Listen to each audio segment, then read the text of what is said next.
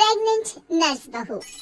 सुषमा की बहू विनीता एक हॉस्पिटल में नर्स थी, लेकिन उसे डॉक्टर से भी ज्यादा नॉलेज थी। हॉस्पिटल में सब विनीता की तारीफ किया करते थे। सुषमा का बेटा यानी कि अंकित अपनी बीवी विनीता से बहुत प्यार करता था और उसे अपनी पत्नी की काबिलियत पर बहुत भरोसा था। धीरे धीरे वक्त गुजरता गया और शादी के 8 महीने बाद विनीता प्रेग्नेंट हो गई। मैं बहुत खुश हूँ। मेरा इकलौता बेटा है और अब इसका बच्चा इस दुनिया में आएगा। मैं दादी बन जाऊंगी। दादी मैं बता नहीं सकती मुझे कितना अच्छा लग रहा है। आपको खुश देखकर मैं भी बहुत खुश हूँ माँ। देखो बेटा, वैसे तो विनीता नर्स है, उसे अपने बारे में सब कुछ पता है, लेकिन फिर भी ना आजकल बच्चे पैदा करने में बड़ी परेशानी होने लगी है। उसे कहना कि वो अपना अच्छे से ख्याल रखे। अरे माँ, आप है ना, आपके रहते हमें चिंता करने की क्या जरूरत है। मैं तो अपनी बहू का बहुत अच्छे से ख्याल रखने वाली हूँ। उसे अच्छे से खिलाऊंगी पिलाऊंगी, तभी तो मेरा पोता या पोती एकदम हेल्दी पैदा होगा। कुछ दिनों के बाद सुबह की बात। अरे विनीता बहू, ये तुम क्या कर रही हो? कुछ भी तो नहीं मम्मी, अपना हेल्थ चेकअप कर रही हूँ। और क्या? लेकिन ये ब्लड प्रेशर की मशीन और ये तुम्हारे हाथ में इंजेक्शन कैसा है? अरे मम्मी जी, मैं अपना ब्लड प्रेशर चेक करके देख रही थी। प्रेग्नेंट होना और ऐसी हालत में ब्लड प्रेशर चेक करना बहुत जरूरी होता है। लेकिन बेटा, इन सब कामों के लिए तुम्हें डॉक्टर के पास जाना चाहिए। अपना चेकअप खुद करने की क्या जरूरत है? और ये इंजेक्शन किस लिए लाई हो? मम्मी जी, इससे मैं अपना ब्लड सैंपल लूंगी और हॉस्पिटल में जाकर अपना ब्लड चेक करवा लूंगी। ऐसा भी कोई करता है भला? अपने खुद के हाथ से खुद का ब्लड सैंपल भी कोई निकालता है क्या? मम्मी जी, ये मेरा रोज का काम है, इसमें क्या है? मैं जब खुद से ये सब कर सकती हूँ तो किसी और से क्यों करवाऊँ? अच्छा ठीक है, जैसा तुम्हें सही लगे। कुछ दिनों के बाद सुषमा अपनी बहू को फिर से इंजेक्शन लगाते हुए देखती है और अंकित भी उस वक्त वहीं पर था। अरे विनीता, ये तुम क्या कर रही हो? तुम प्रेग्नेंट हो, इस तरह खुद को इंजेक्शन लगाने की क्या जरूरत है? अब तू ही समझा बेटा। पिछली बार भी अपना ब्लड सैंपल खुद ही कलेक्ट कर रही थी, तब भी मैंने इसे समझाने की कोशिश की थी, लेकिन ये तो मेरी बात सुनते ही नहीं। अरे मम्मी जी, मैंने पहले भी कहा था ना, बड़े हॉस्पिटल में नर्स हूँ मैं, और क्या करना है क्या नहीं मुझे अच्छी तरह पता है। हाँ, लेकिन तुम खुद को इंजेक्शन क्यों लगा रही हो? अरे इंजेक्शन नहीं है, प्रेगनेंसी में कुछ वैक्सीन लगवाने होते हैं, बस वही लगा रही हूँ और क्या। और फिर एक दिन रात को अचानक विनीता की तबीयत खराब हो जाती है। क्या हुआ विनीता, तुम ठीक तो हो? तुम तो खुद अपना इतना ख्याल रखती हो, तुम्हारी तबीयत कैसे बिगड़ गई? पता नहीं अंकित, ऐसा लग रहा है कि वीकनेस हो रही है, बहुत कमजोर सा महसूस कर रही हूँ पिछले कुछ दिनों से। तुमने तो अपना ब्लड सैंपल दिया था ना हॉस्पिटल में, उसकी रिपोर्ट आई या नहीं? कल सुबह ही आ जाएगी, तब सब कुछ पता चल जाएगा। अगले दिन सुबह के वक्त। विनीता, तुम्हारी ब्लड रिपोर्ट तो आ चुकी है। तुम्हारी बॉडी में तो आयरन की बहुत कमी है, देखो तो जरा। अरे हाँ, इसके हिसाब से तो मुझे ब्लड चढ़ाना चाहिए, वरना डिलीवरी के वक्त बच्चे को प्रॉब्लम हो सकती है। मैं एक काम करती हूँ, ब्लड चढ़वा लेती हूँ। ऐसा कैसे ब्लड चढ़वा लेती हूँ? पहले डॉक्टर से जाकर पता करो और हॉस्पिटल में जाकर ब्लड चढ़वाओ। ये सब काम बिना किसी डॉक्टर की सलाह के नहीं करने चाहिए। मम्मी जी, आप फिर से शुरू हो गई ना। क्या करना है क्या नहीं मैं अच्छे से जानती हूँ, मैं खुद कर लूंगी।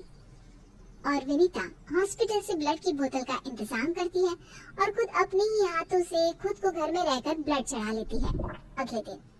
विनीता, अब तुम्हारी तबीयत कैसी है? देखो, मुझे पता था ब्लड चढ़ते ही मेरी सारी वीकनेस दूर हो जाएगी। मुझे बहुत अच्छा लग रहा है, एकदम ठीक हूँ मैं। कुछ दिनों के बाद विनीता की प्रेगनेंसी का 8वां महीना शुरू हो चुका था और एक दिन सुबह के वक्त विनीता अच्छे से तैयार होकर अपने कमरे से बाहर आती है। क्या हुआ विनीता, सुबह सुबह कहाँ जा रही हो? बहुत दिन हो गए हॉस्पिटल नहीं गई, सोच रही हूँ आज ड्यूटी पर चली जाती हूँ। डॉक्टर का भी फोन आया था अभी। लेकिन बेटा, अब तुम्हारा 8वां महीना चल रहा है, ऐसी हालत में तुम्हें घर में आराम करना चाहिए और डिलीवरी करवाने तो बिल्कुल भी नहीं जाना चाहिए। लेकिन क्यों मम्मी जी, डिलीवरी करवाने में क्या प्रॉब्लम है? ये तो मेरा जॉब है। और हॉस्पिटल में दिन रात यही तो करवाती थी। आपने कहा कुछ दिन काम पर मत जाओ, इसलिए नहीं गई। हाँ मम्मी, वैसे विनीता ठीक ही तो कह रही है, उसका रोज का काम है ना ये। तुम आजकल के बच्चे ना कुछ नहीं समझते।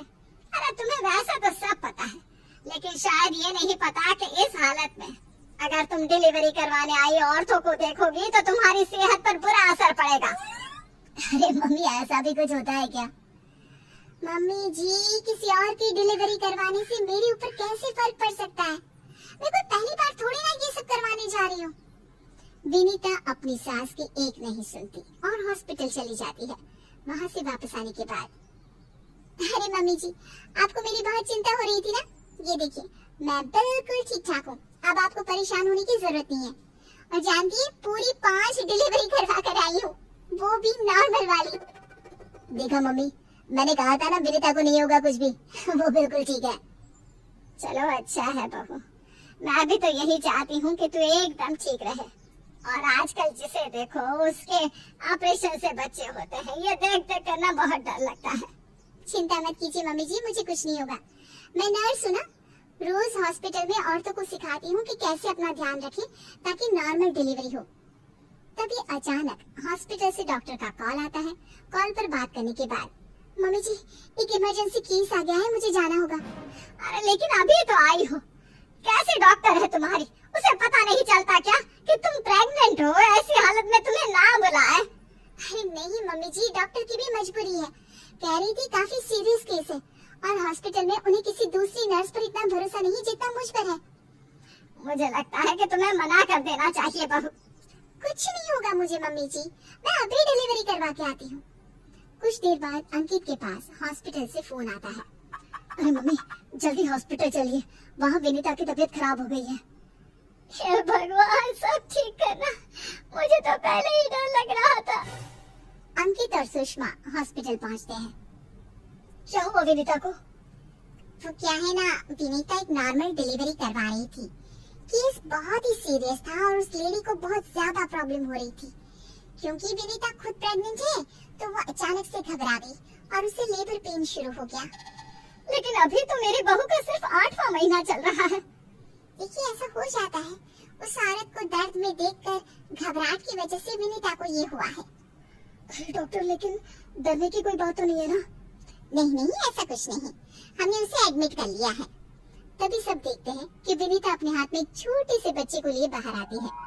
अरे विनीता, तुम्हारी तो तबीयत ठीक नहीं थी, तुम्हें दर्द हो रहा था, तुम बाहर क्यों आ गई? अरे दर्द हो रहा था तो क्या हुआ, मैंने वो दवाई ले ली जिससे जल्दी आने वाले लेबर पेन रुक जाते हैं।